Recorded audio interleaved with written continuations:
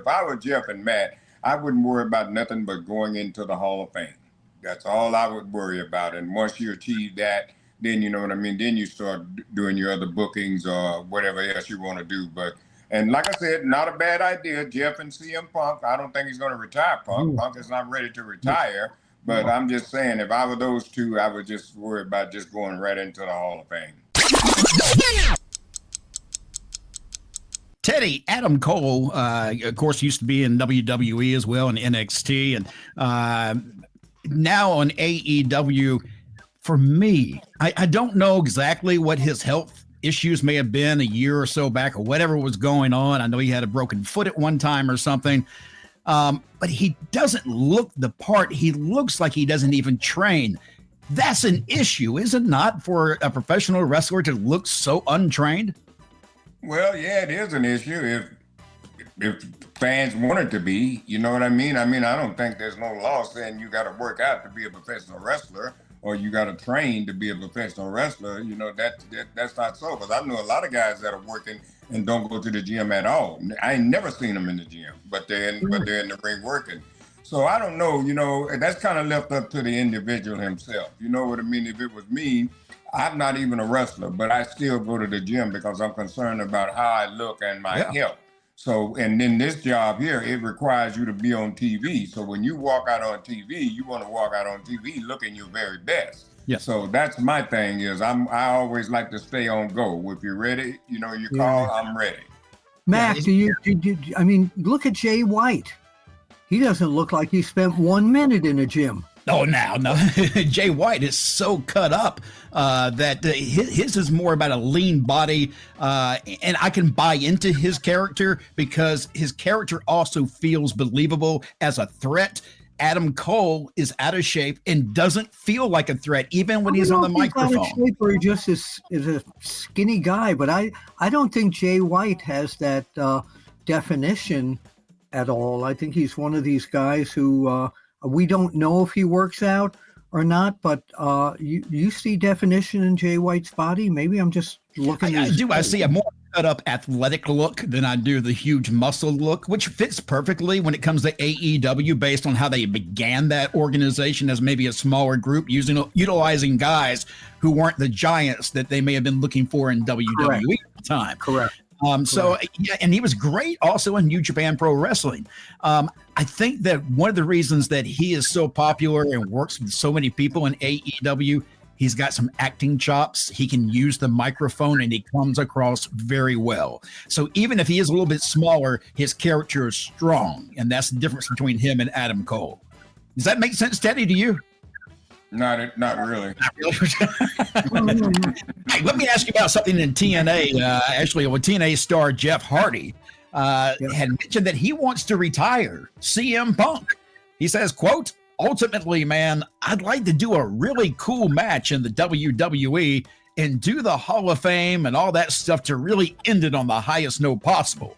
Because looking back at my career now, the history is just a glimpse, like a blink of an eye. When you achieve so much and then you're here at this point, older in life. So it'd be really special to have a killer match, maybe make some CM Punk retire, and then go into the Hall of Fame," end quote. Your thoughts, Bill, about the comments from Jeff Hardy? Oh, both Hardys belong in the Hall of Fame, Matt and Jeff Hardy. Absolutely. They stellar career from their indie days in North Carolina, all the way to their WWE career was magnificent. And their AEW, they did okay. They're in TNA, they're doing really well. So they belong in the Hall of Fame, period, the end. Regarding Jeff Hardy and CM Punk, billboard match to me, definitely. I would love to see that, but he's not going to retire CM Punk. If he's looking for a retirement match against CM Punk, he's currently in TNA, and they have a good working agreement with WWE at this point. So I would love to see Jeff Hardy against CM Punk. Like I said, that to me, that's a fan dream match. Teddy? Yeah, that's I agree with Bill. That is a fan dream match. But if I were Matt and Jeff, and like Jeff was just saying, as he's getting older now, He understands, what it really means, to be on top or to go out on top. So if I were Jeff and Matt, I wouldn't worry about nothing but going into the Hall of Fame. That's all I would worry about. And once you achieve that, then you know what I mean. Then you start doing your other bookings or whatever else you want to do. And like I said, not a bad idea. Jeff and CM Punk. I don't think he's going to retire Punk. Punk is not ready to retire. But I'm just saying, if I were those two, I would just worry about just going right into the Hall of Fame. There's not a lot of tag teams in the Hall of Fame. A lot of fans complain that Demolition isn't in there. And I know they had legal problems with WWE and vice versa years ago over the concussion lawsuits, which is probably why they hadn't been put in there.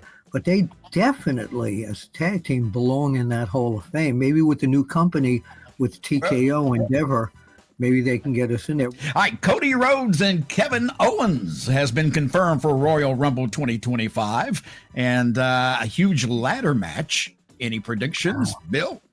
Well, they're going to have the Winged Eagle belt that Owens still has in his possession, and they're going to have Cody's undisputed belt up there, and I think Cody is going to take the victory, get his belt and the Winged Eagle belt to give back to WWE, and but it's going to be probably, these ladder matches are not easy. I think it's going to be one of the most violent matches Cody Rhodes and Kevin Owens have ever participated in.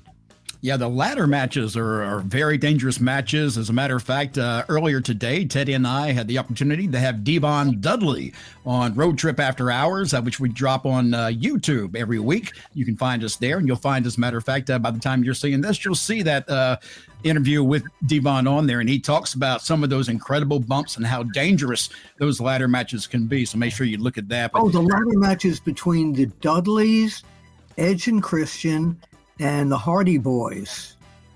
I mean, absolutely blew me.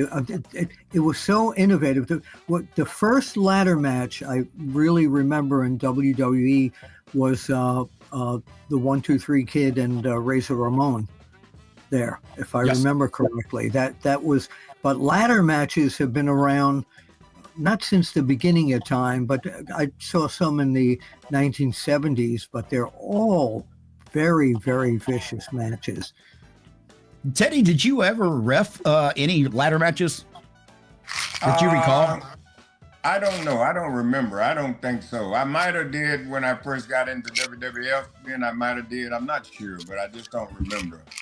Yeah, I've been in some ladder matches, and those to me were always, they're the most dangerous of any matches you can get into, because the pieces of, or the tools you're using in the ring, they don't listen. They're just going to go wherever they're going to go. And a lot of times those ladders will bounce off of a rope and come back and smack you in the back of the head and cut you wide open.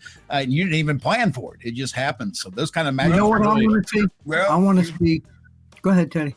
Yeah, you guys remember the table of ladders and chairs match that Joey Mercury, when he split his whole nose wide open? I was right there for that. Oh, man. I want to see WWE bring back something that was pretty commonplace in Bill Watts and Jim Crockett's territory, the scaffold match. I enjoyed the scaffold matches. Teddy, you know, the Rock and Roll Express, we were, Robert, we were talking to him not long ago. And Robert, read plenty of them in Atlanta's Omni with the Road Warrior and the Midnight Express. I was right there when Cornette fell off the scaffold. Yes, man, and went straight down and busted both his knees, didn't he? Blew both knees out. Yeah. Jeez. Whew. All right, so let's talk about the women's Royal Rumble match. Bill, who do you think should win this year's Royal Rumble for the women? Well, I don't know what surprises are going to come out of it, but I think if the surprise is Jordynne Grace or Charlotte Flair, one of those two would probably be the Royal Rumble winner. Now, again, the winner gets a shot at WrestleMania, correct? Yes. Yeah. They get it. Yes. Yeah. Okay. I just want to make sure, because that kind of, it narrows out some of the people and going, okay, yeah, they're not going to go with this person. But Charlotte Flair, Liv Morgan, another Billboard match. True. Teddy, your thoughts? Who should win the Women's Royal Rumble? Nia Jax. Yeah, of course. I knew he was going there. Well, that's all right. That's all right. I'll kiss it. You can just pucker up all you want to. Yes, Matt. that's right. I just saw her on a not so PG video just earlier, cracked me up laughing. Did she look good? Yeah, she did. Yes, she did. Exactly. Now look here. She was wearing clothes. Don't get me wrong. This is at an event, but she made a comment that was it was hilarious, really.